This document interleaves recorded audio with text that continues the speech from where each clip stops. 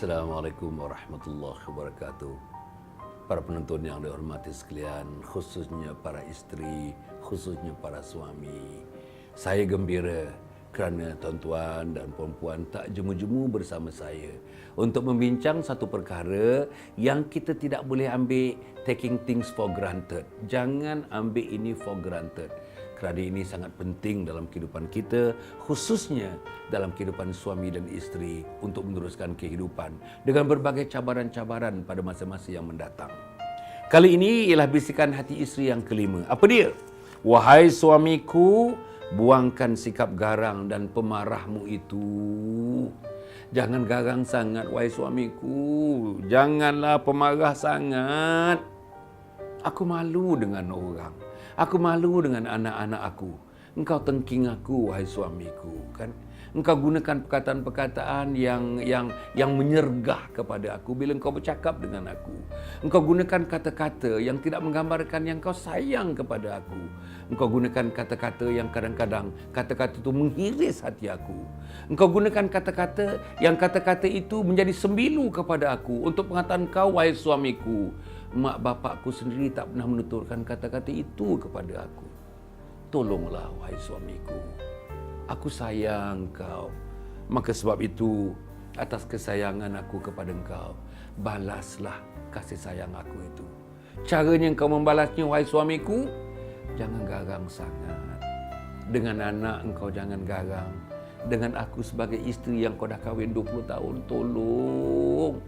Janganlah engkau garang. Aku tahu, waktu kita mula-mula kahwin dulu, engkau adalah di antara suami yang begitu cepat mengadang, begitu cepat naik angin, begitu cepat kadang-kadang bergegar-gegar kepala engkau, bergegar-gegar telinga engkau, bergerak-gerak mata engkau, menahankan kemarahan terhadap sedikit kesilapan yang aku lakukan.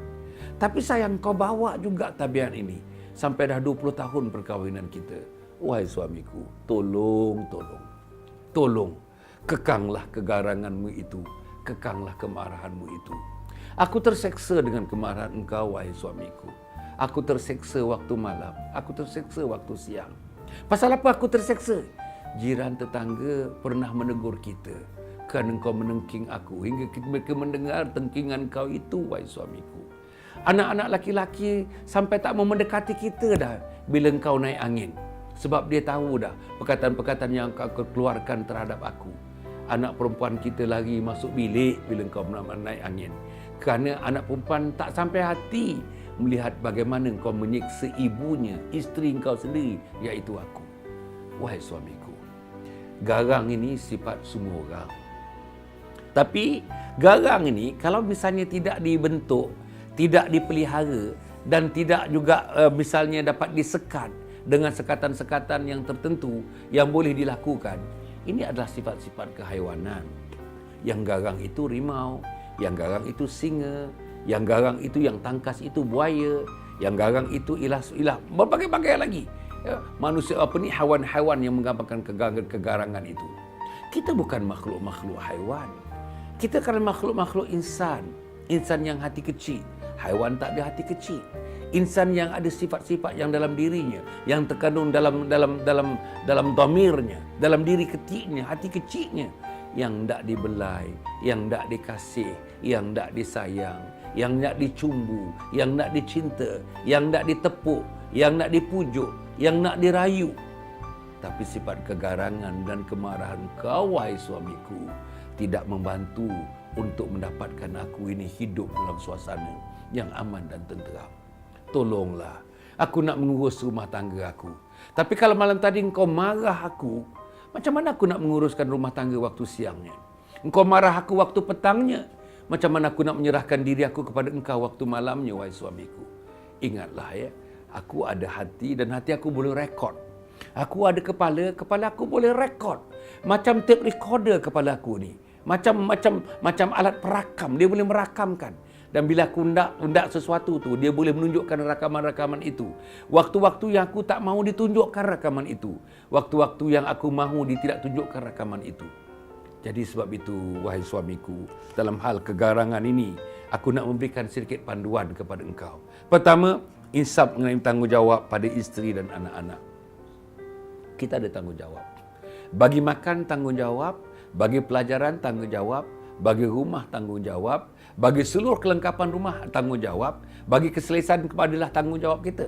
Tetapi yang pentingnya, tanggungjawab ini mesti disertakan dengan satu sifat yang suami harus memberinya, sifat kasih sayang. Kita kekang rasa kemarahan dan rasa kegairahan yang melampau hingga menimbulkan sifat garang terhadap kita. Nombor 2, mengetahui teknik bagi melepaskan kemarahan.